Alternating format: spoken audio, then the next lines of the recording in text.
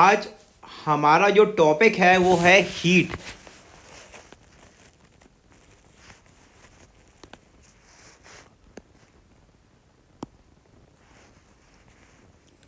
आज हमारा टॉपिक है heat.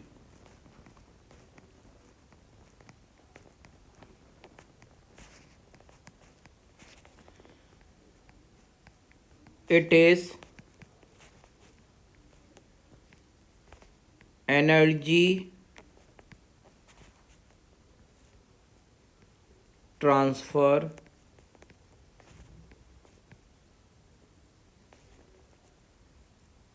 by virtue of temperature difference।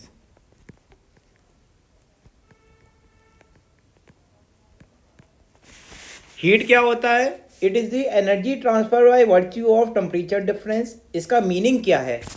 जैसे कि हमने बोला कि हमारे कमरे में हॉट कप ऑफ टी रखी है।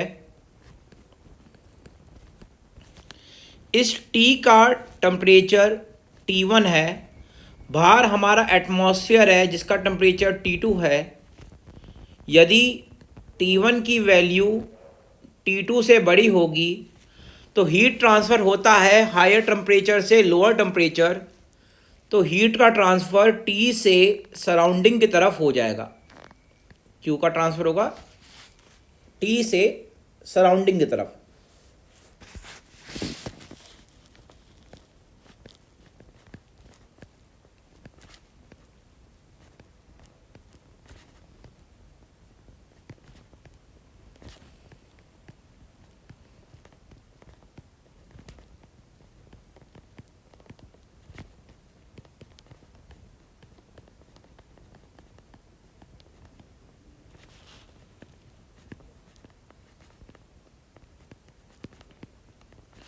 अगर हीट का फ्लो सिस्टम से बाहर की तरफ होता है, मतलब सिस्टम से सराउंडिंग की तरफ होता है, तो हीट फ्लो को कैसे लेते हैं? नेगेटिव लेते हैं। मतलब हीट फ्लो की वैल्यू कैसी होगी? नेगेटिव होगी।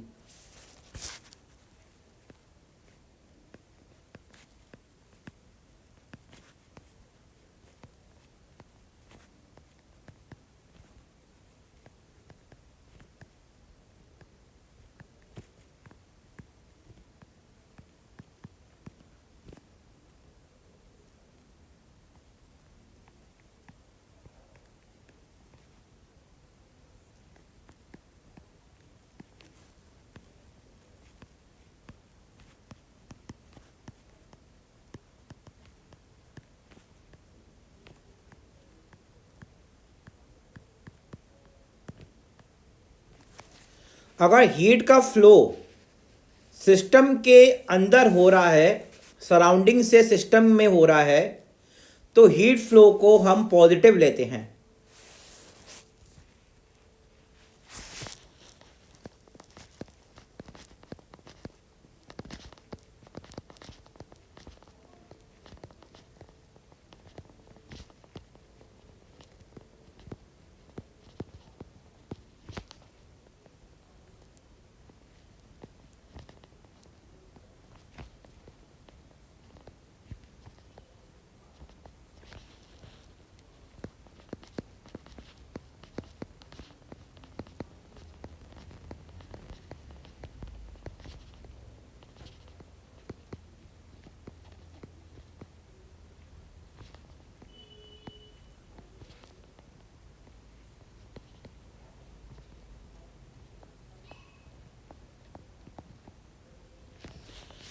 हीट हमारा पाथ फंक्शन होता है। इसका मतलब हीट फ्लो पाथ पे डिपेंड होता है। जैसे हमारा वर्क पाथ फंक्शन है, वैसे हीट पाथ फंक्शन है। हीट पाथ फंक्शन होने के कारण ये इनएग्जैक्ट और इनपरफेक्ट डिफरेंशियल होता है।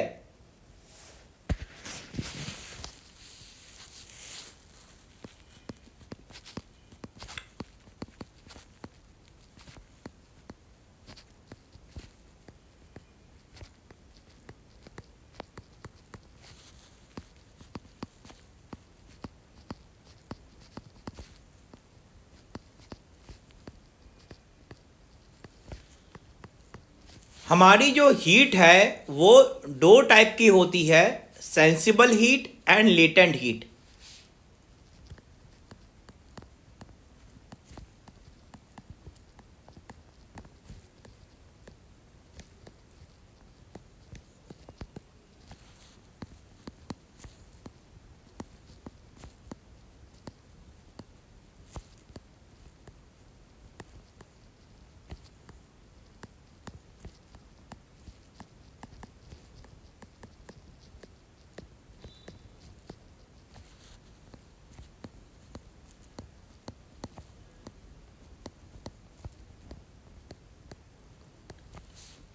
जो हीट ट्रांसफर टेम्परेचर डिफरेंस के कारण होती है उस हीट ट्रांसफर को सेंसिबल हीट कहते हैं। मतलब sensible heat transfer temperature difference के कारण होती है। जैसे कि एक हॉट बॉडी है और एक कोल्ड बॉडी है, तो उनके बीच में जो हीट ट्रांसफर होगी उसे सेंसिबल हीट कहेंगे।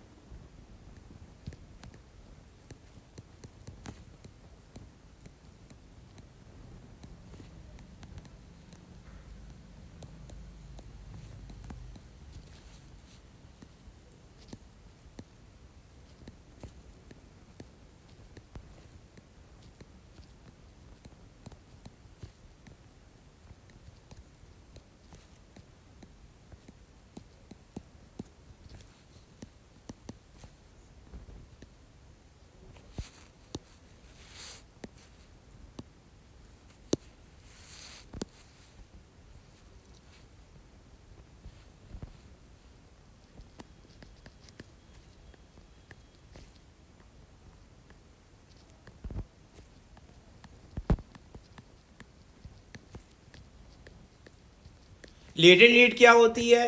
Heat required to change the phase of the system is known as latent heat. जैसे कि हमारा कोई आइस है, आइस को वाटर में कन्वर्ट होने के लिए जो हीट की रिक्वायरमेंट होगी उसे लेटेंट हीट कहेंगे। जहाँ हमारा जो वाटर है उसको स्टीम में कन्वर्ट होने के लिए जो हीट की रिक्वायरमेंट होगी उसको लेटेंट हीट कहेंगे।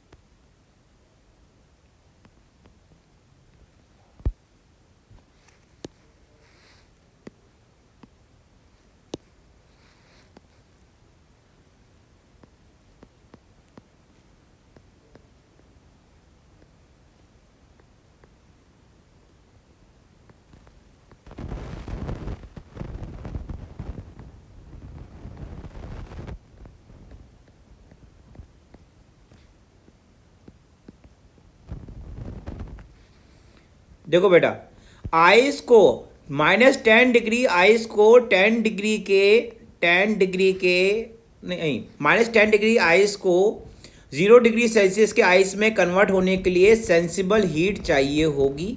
सेंसिबल हीट 0 डिग्री सेल्सियस की आइस को 0 डिग्री सेल्सियस के वाटर में कन्वर्ट होने के लिए लेटेंट हीट चाहिए होगी। 0 डिग्री सेल्सियस के वाटर को 100 डिग्री सेल्सियस के वाटर में चेंज होने के लिए क्या चाहिए होगी? सेंसिबल हीट चाहिए होगी।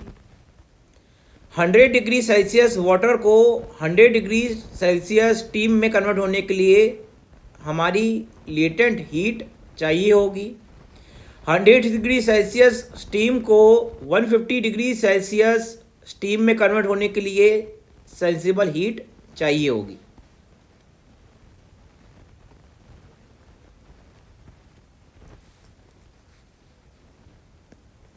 अगला टॉपिक है हमारा specific heat at constant volume.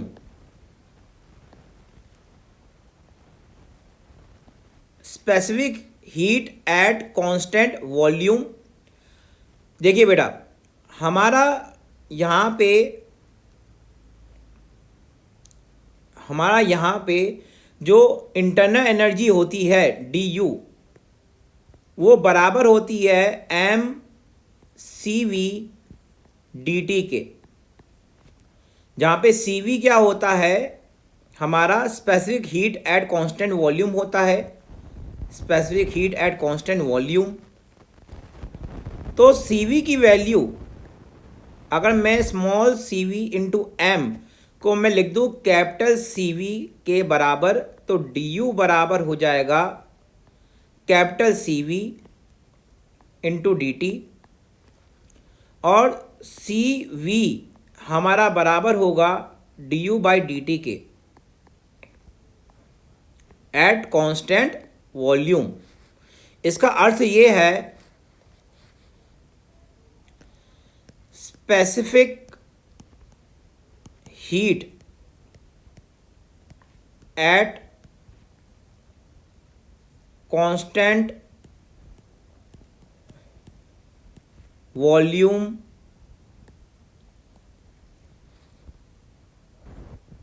is the specific heat at constant volume। एक सेकेंड,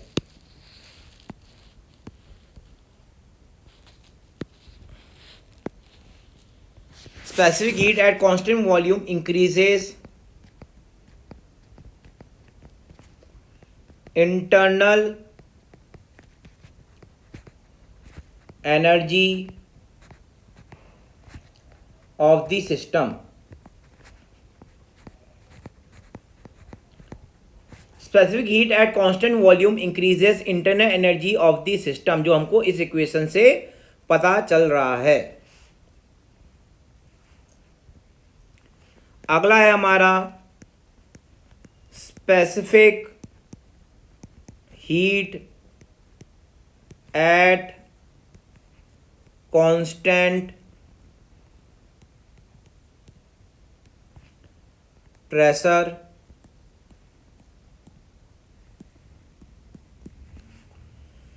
देखो बेटा, जो हमारा डी एच होता है वो हमारा बराबर होता है M C P D T के। यहाँ पे एच माने है इंथैल्पी,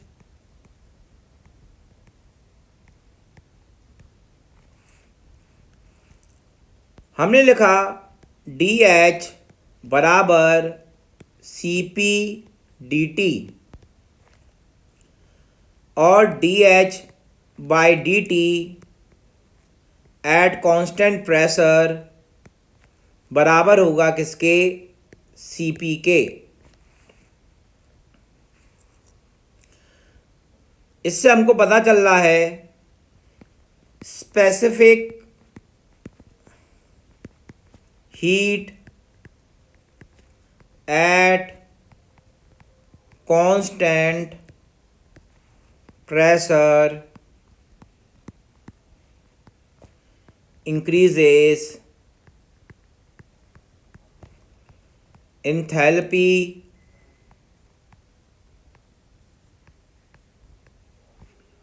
of the system।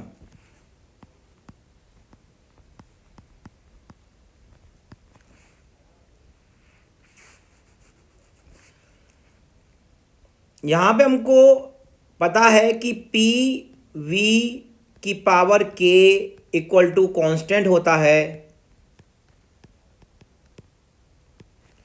यदि के बराबर 1 है तो ये डिनोट करता है आइसोथर्मल प्रोसेस।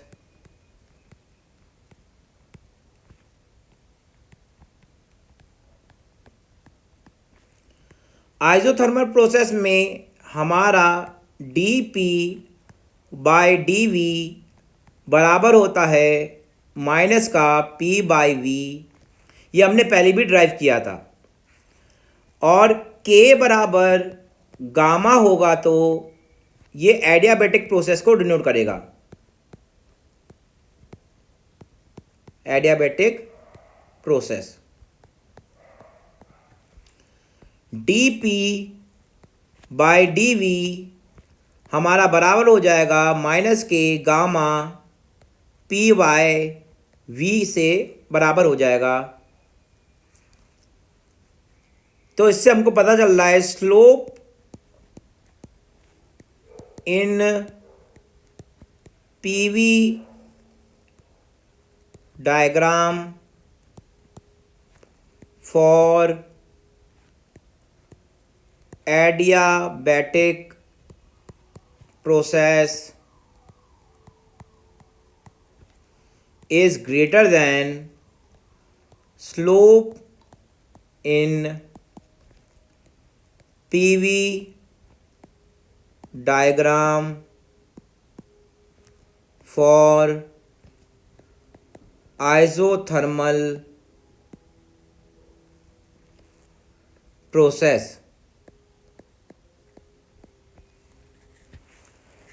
यहाँ पे कोई डाउट समझ में आ रहा है? एक फॉर्मूला हमारा होता है Cp minus Cv equal to R और एक फॉर्मूला होता है gamma equal to Cp/Cv। Gamma को कहते हैं एडियाबैटिक इंडेक्स,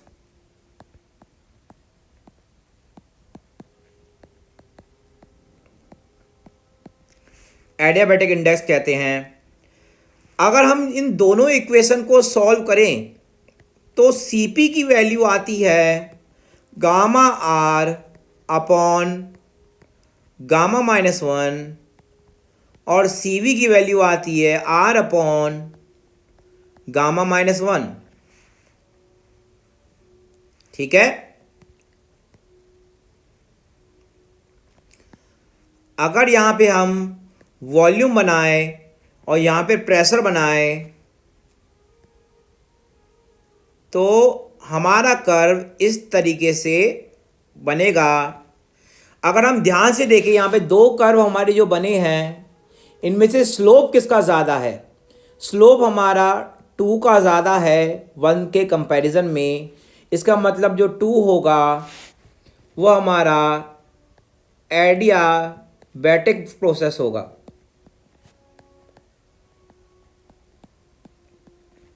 और जो 1 होगा वो हमारा आइसोथर्मल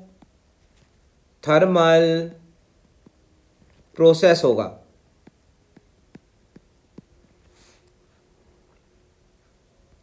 यहां पे कोई डाउट समझ में आ रहा है? ठीक है ना।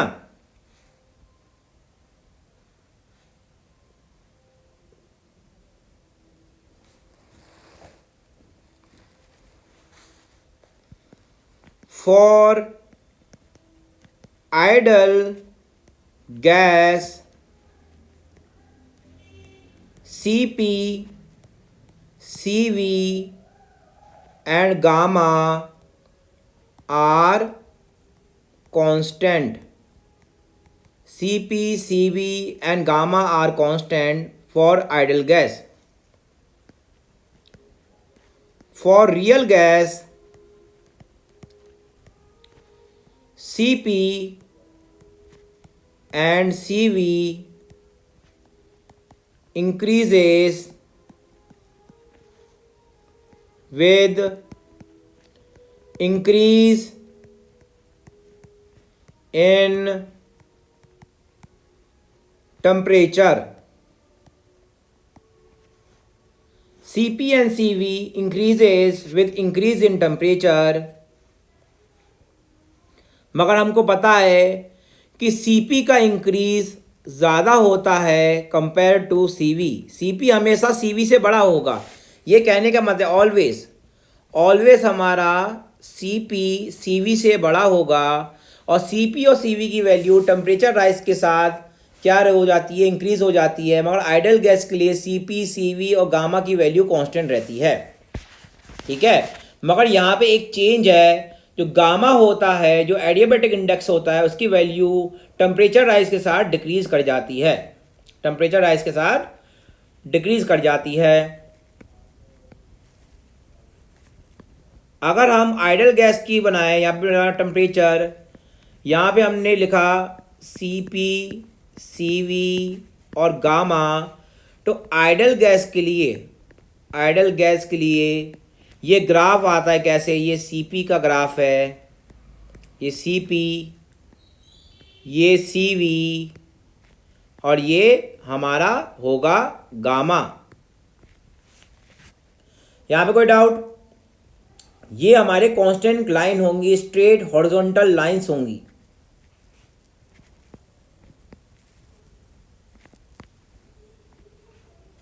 अगर हम टेम्परेचर CP, CV और गामा के बीच में हम कर्व बनाएं तो हमारा CP का राइज टेम्परेचर का राइज के साथ राइज होगा और CV भी हमारा क्या होगा, राइज होगा, है ना।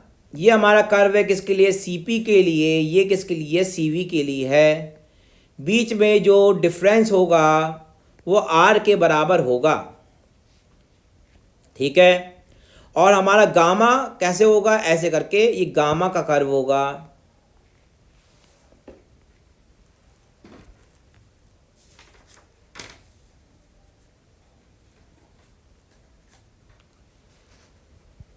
CP, CV, CP और CV की value up to 1500 kelvin vary करती है लीनियरली।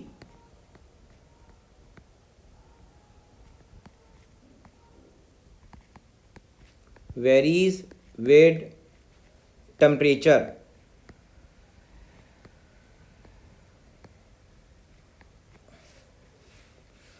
और CP, CV की वैल्यू टेम्परेचर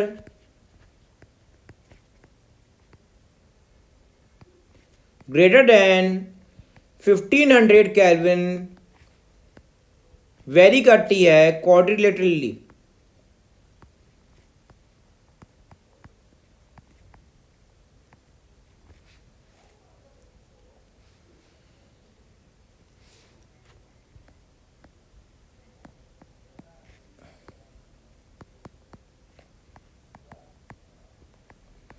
हमारी जो आइडल गैस इक्वेशन होती है, आइडल गैस इक्वेशन वो होती है PV बराबर nR0T, जहाँ पे P माने होता है एब्सोल्यूट प्रेशर, N होता है हमारा नंबर ऑफ मोल्स, R0 होता है हमारा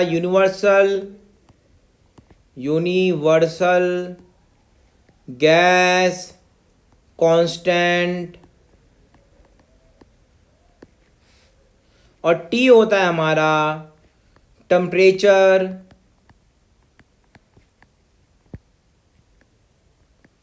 इन kelvin.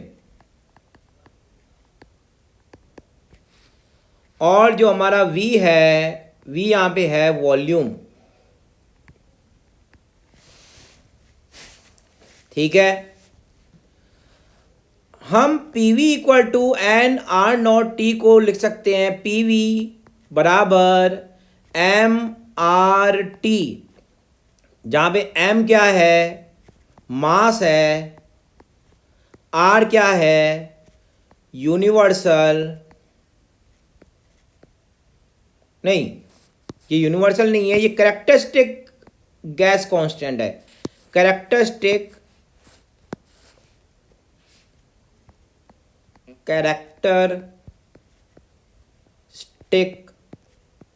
Gas constant.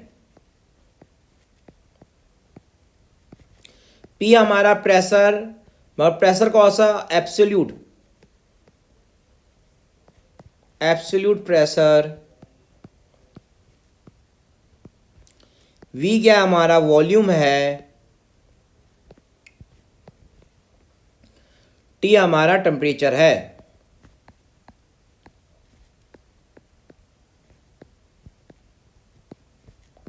Temperature in kelvin. यहां पे कोई डाउट? क्लियर है ना? जो हमारा PV equal to N R T है, नंबर ऑफ मोल्स बराबर होता है N upon Avogadro number, R T equal to PV. हमारा एन आर बाई ए क्या होगा? के होगा। तो PV equal to N K T हो जाएगा। के माने क्या है? Boltzmann constant, Boltzmann constant है। और एन हमारा नंबर ऑफ पार्टिकल्स हैं। कैपिटल एन क्या है? नंबर ऑफ पार्टिकल है।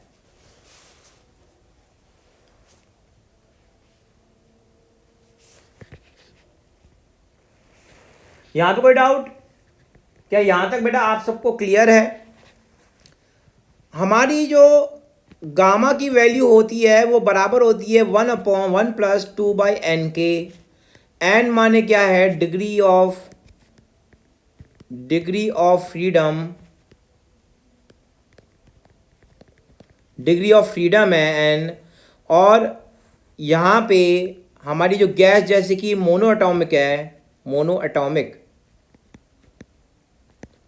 गैस, मोनो एटॉमिक गैस के लिए एन की वैल्यू हो जाती है 3 के बराबर। डिग्री ऑफ फ्रीडम की वैल्यू है 3 के बराबर। गामा इक्वल टू होगा 1+2/3। ये होगा हमारा बराबर 5/3 के बराबर होगा। ये हो जाएगा 1.67 मोनो एटॉमिक के लिए। Diatomic gas, diatomic gas के लिए एन की वैल्यू हमारी बराबर होगी 5 के। एन की वैल्यू बराबर होगी 5 के।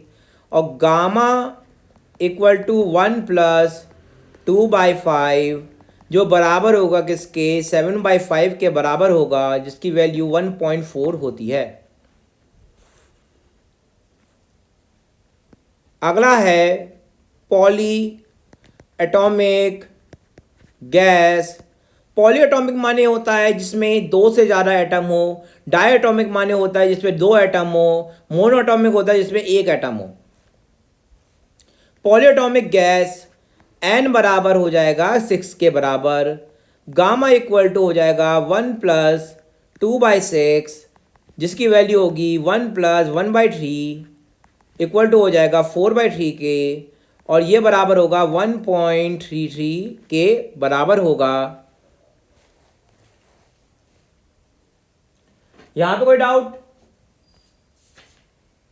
आई होप बेटा आपको यहां तक समझ में आ रहा है।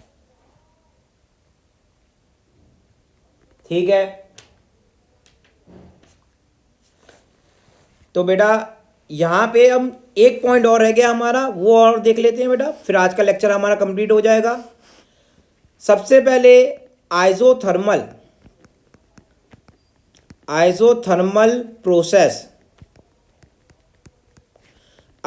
प्रोसेस के लिए पीवी इक्वल टू कॉन्स्टेंट होता है ना। एडियाबैटिक प्रोसेस के लिए पी वी की power gamma equal to constant होता है। टी वी की पावर गामा -1 कॉन्स्टेंट होता है। टी पी की power 1 - gamma upon gamma constant होता है। ये हमारा एडियाबैटिक प्रोसेस के लिए है। पॉलीट्रॉपिक प्रोसेस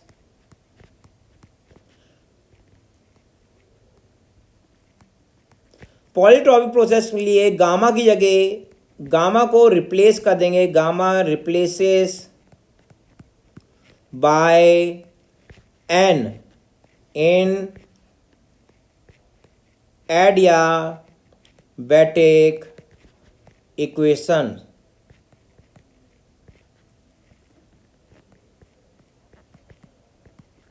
एडियाबैटिक इक्वेशन में हम गामा की जगह एन रख देंगे, बाकी की इक्वेशन हमारी सेम होगी। आइसोकोरिक प्रोसेस, आइसोकोरिक प्रोसेस के लिए V बाय नहीं सॉरी ये होगा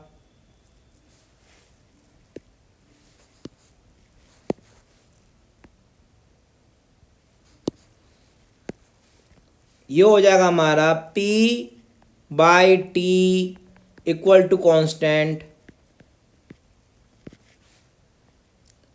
और आइसो बारिक प्रोसेस के लिए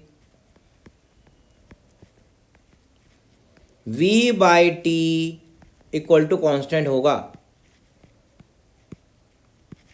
V बाई टी हमारा कांस्टेंट होगा। तो बेटा यहीं तक हमको पढ़ाना था। आई होप बेटा यहाँ पे आपको समझ में आया होगा।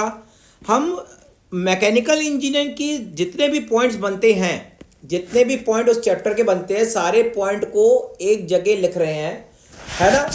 हमारे पास जो लिमिटेड टाइम है, उस लिमिटेड टाइम में जितना हम बेटरमेंट कर सकते हैं हम पूरा अपनी तरफ से प्रयास कर रहे हैं बेटा, है ना। आई होप बेटा आप सबको ये समझ में आया होगा। इसी तरीके से हम आगे की फर्दर वीडियोस आपके सामने लाते रहेंगे। Thank you very much.